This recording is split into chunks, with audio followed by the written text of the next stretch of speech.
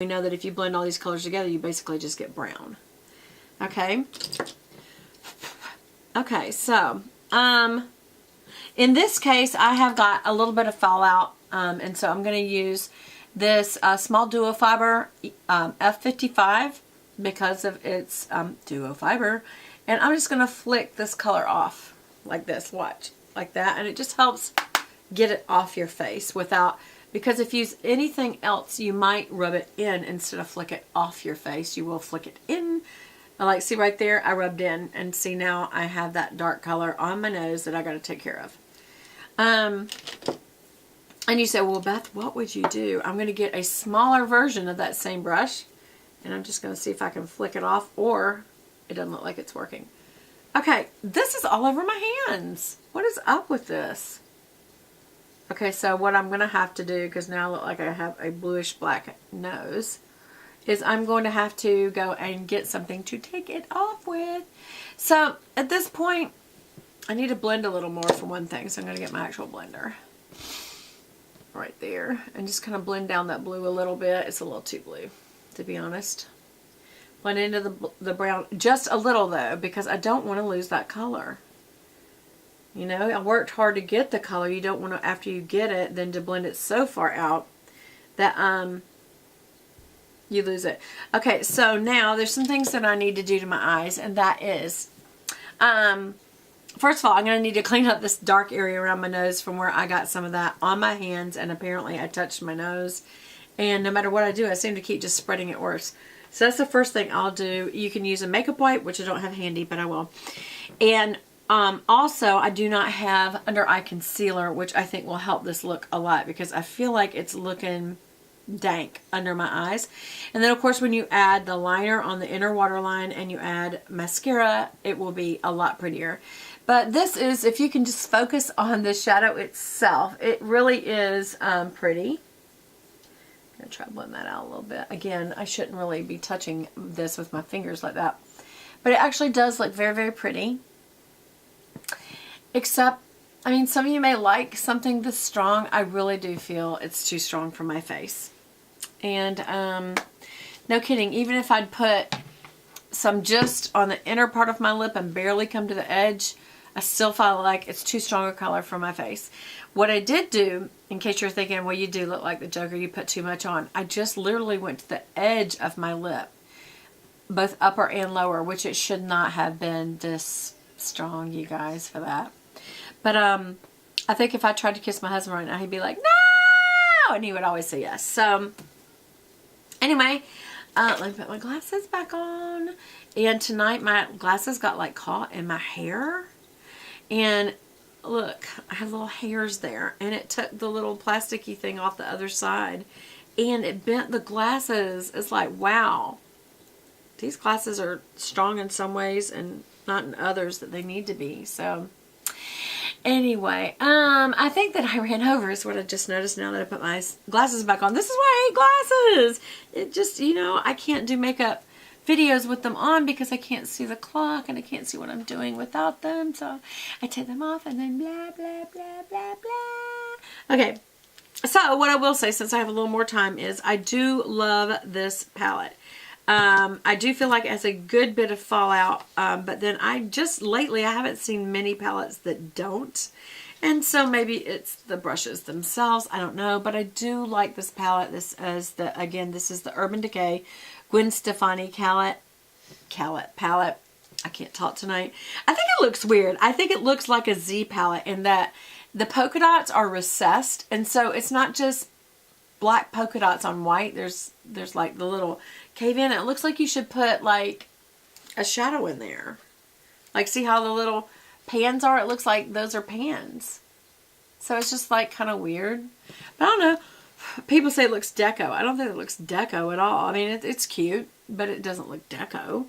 I do have to say these are really some pretty colors. I mean, 2 of these rows are nothing but neutral.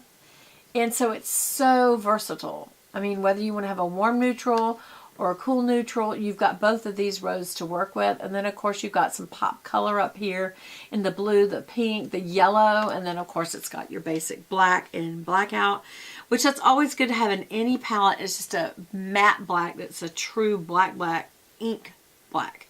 Y'all, my mouth. It just looks so jokerish. Okay. As far as the chocolate bonbon palette, I love it too. It's not really, I'm not sweating the fact that these are coming out. I don't like it, but I think that can just happen when they ship these things, and maybe, I don't know, maybe there was a storm at sea and it took a good rattle, and so the back of these, some people are saying, it comes unhinged. What I don't like is maybe one of the reasons these are coming out is because of heat, that the glue would become unset. And that makes me kind of wonder about the powders themselves, but I guess they're all right. There's a lot of these that I really, really love. The black curant, the mocha, the molasses chip, the cafe au lait.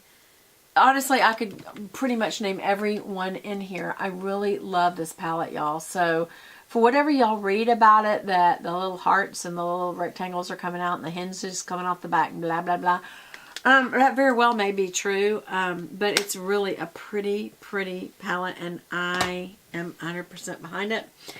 The Love Flush blushes, it says it's a 16-hour blush. I don't know about that at all, but I would say this is one of the most diverse grouping of blushes I've ever seen. There are so many colors in this, and they're all different from each other, that I would say this is definitely worth getting. And some people say, well, but there's such small little things. Well, they're pretty deep, and I don't know, I'm liking them. And it gives you a chance to try them. I have Your Love is King, that one right there, in full size. But when you get these sizes, it gives you a chance to try them and see which one is like your fave. And I wish I'd done that first, because Your Love is King is not my fave. I really do like the Justify My Love, and I like the Baby Love and the Love Hangover. And when this summer comes, I really will want to try I Will Always Love You and How Deep Is Your Love. These are more orangey toned. The red's a tomatoey orange red, and then that is just a straight melon. It's truly an orangey tone. So I can't wait for summer for that. The rest of them are pretty much year round. You could use them spring, fall, or winter, or summer. The Baby Love is almost like a bronzer, so I bet that gets used up quicker, to be honest, because you could use it for a bronzer and then the blush on the front. So, not crazy about lipsticks, obviously. See how it's going into the pimento cheese area? Don't like it. It's already working its way down. It just, creams like this just don't stay put. And you can see I'm not doing anything but talking. That shouldn't do it. The colors are beautiful. I love Firebird, this kind of purpley burgundy color. I love it. Love it, love it, love it. And then Ex-Girlfriend. Again, I hate their names. And then also, what is this one? This is 714, which it's okay. It's a true tomato red. And the one that I have on is Rock Steady, and it is a true burgundy. And you can see it's just a mess, y'all. I'm sorry. I wish I didn't have to put down someone's product.